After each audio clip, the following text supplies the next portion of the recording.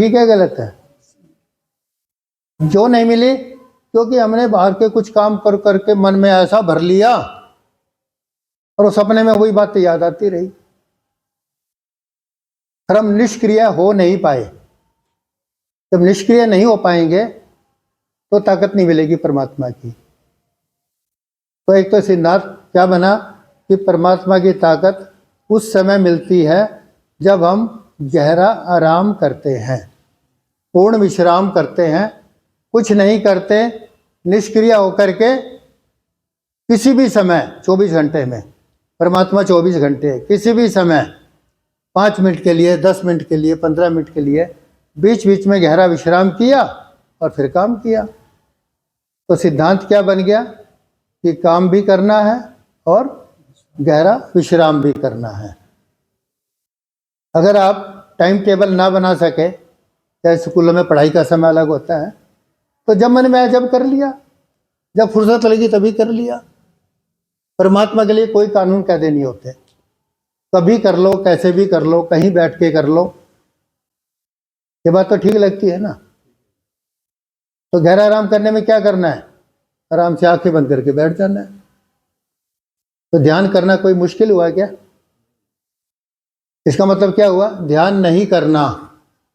क्या करना है? गहरा आराम करना है, परमात्मा पर समर्पित होकर के बैठना है, और जो होता है ना उसको होने देना है। जब हम कुछ नहीं करेंगे तो कुछ ना कुछ तो होगा ही। कभी सपन आएंगे, कभी अच्छे विचार आएंगे, कभी बुरे आएंगे, कभी डर लगेगा, ये सब होगा। अब ये क्यों होता है, ये भी समझने की बात है। बस फिलहाल ये बता रहे हैं कि जो होता है ना वो होने देना है, वो अच्छे के लिए हो रहा है। ठीक है ना? तो इस तरह से हम बातचीत के द्वारा परमात्मा को भी समझते हैं। अब अगली बात है, जो गहरा आराम करने से हमें ताकत मिली, अगर इस ताकत की ज़्यादा ज़रूरत है, बड़े बड़े काम करने हैं, बहुत बड़े डॉक्टर बनना है, बहुत बड़ा इंजीनियर बनना है, बहुत बड़ा देश सेवा करने के लिए बॉर्डर पे जाना है, तो क्या करना पड़ेगा? ज़्यादा ताकत चाहिए। ज़्यादा ताकत लेने क्या करना पड़ेगा? भगवान पर समर्पित होना पड़ेगा। कौन से परमात्मा पर? जो परमात्मा कण कण में विद्यमान है। कहते हैं ना परमात्मा कण कण में विद्यमान है। तब एक लाइन में परमात्मा को समझ लेते हैं। अब डिटेल में जाऊंगे तो परमात्मा को डिटेल में समझेंगे तो फिर दूसरी बात नहीं कर पाएंगे, खाली परमात्मा की बात ही करेंगे। आपकी इच्छा बने तो बीच में टोक देना।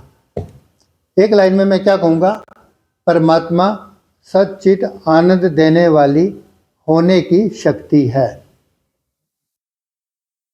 सच्चित आनंद जोड़ दिया मैंने। आओ जी, नमस्कार बहन जी, आओ, स्वागत है। आ जाओ, आगे आ जाओ, थोड़ा आगे आ जाओ। तो एक लाइन में तो परमात्मा को मैंने समझा दिया। परमात्मा को सच्चिदानंद बोलते हैं ना, तो परमात्मा से सत मिलता है, चित्त मिलता है, आनंद मिलता है। अब ये पढ़ाई का विषय है, आपको सच्चित आनंद का पता होना चाहिए कि सत्य क्या है, चित्त क्या है, आनंद क्या है।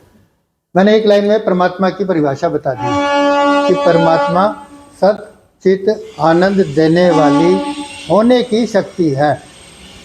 यह होने की शक्ति कब मिलती है? जब हम कुछ नहीं करते, समर्पित भाव से आंखें बंद करके एकांत में, संभव हो तो अंधेरे में, संभव ना हो तो जहाँ भी जगह मिल जाए वहीं बैठ करके आराम करते हैं, तो हमारे मन में सत चित आनंद घुलने लगता है। अब कहोगे, आप कहते हैं परमात्मा तो कण कण में है, तो कैसे है? अब बताओ कैसे है? दिखाई क्यों नहीं देता? जब कण कण में परमात्मा है तो दिखाई क्यों नहीं देता? किसी को तो दिखाई देना चाहिए ना। तो आपने कभी देखा परमात्मा को? देखा है? महसूस किया है? महसूस तो किया है। तो क्या मतलब हुआ? परमात्मा एक शक्ति है। शक्ति कोई भी हो, शक्ति को देखा नहीं जा सकता। चाहे दूध की ताकत हो, चाहे खाने की ताकत हो, चाहे पद की ताकत हो, शक्ति को हम देख नहीं सकते। आओ जी, नमस्कार जी, आओ आओ, स्थान लो अपना। चलो कोई बात नहीं, कोई नहीं, कोई नहीं, मैं मुख्य नहीं हूँ, अरे, मुख्य आप दोनों आपका हैं। कैमरा में आ रहा है वो, ओहो, आप दोनों मुख्य है महाराज, कैमरा में आ रहा है। आपको ऐसे थोड़ी बुलाता हूँ, मैं मुख्य होता। तो परमात्मा को कहते हैं कि दिखाई क्यों नहीं देता, जब कण कण में है विद्यमान, हर जगह है, तो दिखाई क्यों नहीं देता? कभी सोचा आपने? तो मैं आपको छोटा सा उत्तर देता हूं। आपने दूध में कभी घी को देखा है? तिल में तेल को देखा है? देखा तिल में तेल को? या बादाम में तेल को देखा है? पर तिल में तेल है या नहीं है? दूध में घी है या नहीं है? तो कैसे दिखाई देगा? भिगोएंगे, जमाएंगे, या तिल के अंदर कुछ करेंगे, तभी तो तेल दिखाई देगा ना। तो परमात्मा को भी ऐसे ही मान लो, है तो पूरे ब्रह्मांड के कण कण में।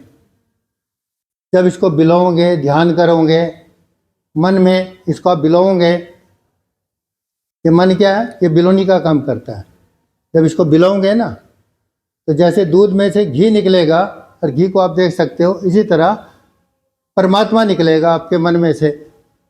जो कण कण में है वो सबसे पहले आपके मन में है, वो परमात्मा निकलेगा। वो निकलेगा तो कैसे महसूस करोगे? सत चित आनंद के रूप में। क्यों? क्योंकि शक्ति है परमात्मा, व्यक्ति नहीं है। अभी मैंने कहा ना थोड़ी देर पहले, जब शक्ति है तो शक्ति को महसूस करते हैं या देखते हैं? बिजली की शक्ति है, ये किसी ने देखी है? महसूस तो कर सकते हो ना। वह इसी तरह परमात्मा की शक्ति को महसूस तो कर सकते हैं सच्चित आनंद के रूप में, वो भी मन में। अब मन की बात क्यों कर रहा हूँ? मन किसे कहते हैं, डिटेल में नहीं जाएंगे, एक एक लाइन में। ये भूमिका है, जब तक ये भूमिका नहीं समझोगे ना, परमात्मा की पढ़ाई नहीं कर पाओगे। तो ये मन क्या है? मन अंतःकरण का एक इंस्ट्रूमेंट है। कहते हैं ना, एक अंतःकरण होता है, उसमें क्या होता है? मन, बुद्धि, चित्त, अहंकार, 4 इंस्ट्रूमेंट होते हैं। तो मन क्या है? ये महसूस करने वाला इंस्ट्रूमेंट है, ठीक है ना। चित्त क्या है? ये एक चिप है, जैसे मोबाइल की चिप होती है, सब कुछ भर लेते हैं ना उसमें, इस तरह हमारे अंदर भी एक चिप है, उसको क्या बोलते हैं? चित्त। सब कुछ उसमें भरा होता है, पिछले जन्मों का भी और इस जन्म का भी।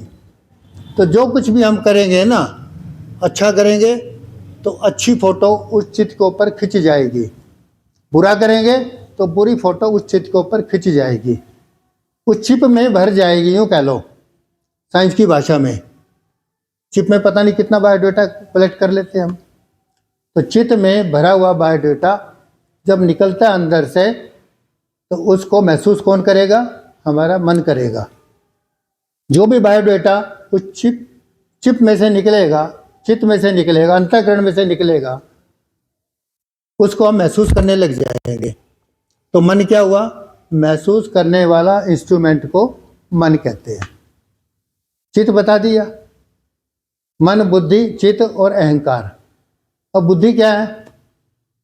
समझने वाले इंस्ट्रूमेंट को बुद्धि कहते हैं। क्या समझना है कि क्या अच्छा है, क्या बुरा है, क्या ठीक है, क्या गलत है, कौन सा काम कैसे करना है, कैसे नहीं करना है, ये तो समझने वाली बात है ना। और उसके बाद काम कौन करेगा? आपका मन करेगा या बुद्धि करेगी?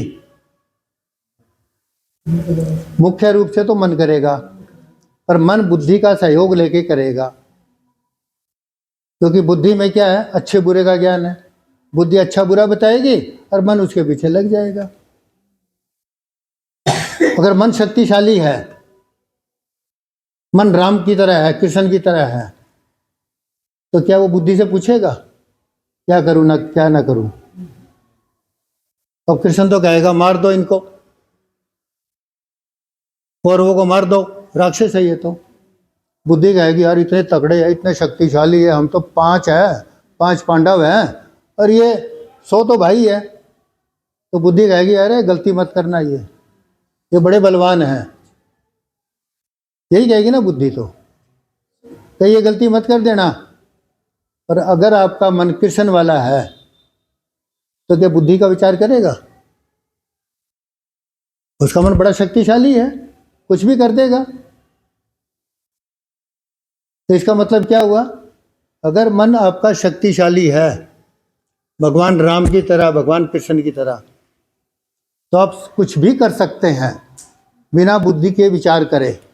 जो आपके मन में आ गया ना, वो कर जाओगे आप। ये बात गलत है, ठीक है। जोर जोश में बिना होश के लड़ाई झगड़े होते नहीं होते, वहाँ बुद्धि होती है। कोई समझता है कि मेरे को लड़ाई नहीं करनी चाहिए, मेरे भाई को मार दिया किसी ने और जोश आ गया मेरे अंदर, तो मैं सोच करके टकराऊंगा। देश के ऊपर आक्रमण हो गया कि हम तो 10 हैं और वो 100 है, तो क्या मैं उन 100 से देख के डर के पीछे हट जाऊंगा? उस समय मन की ताकत काम आएगी या बुद्धि की?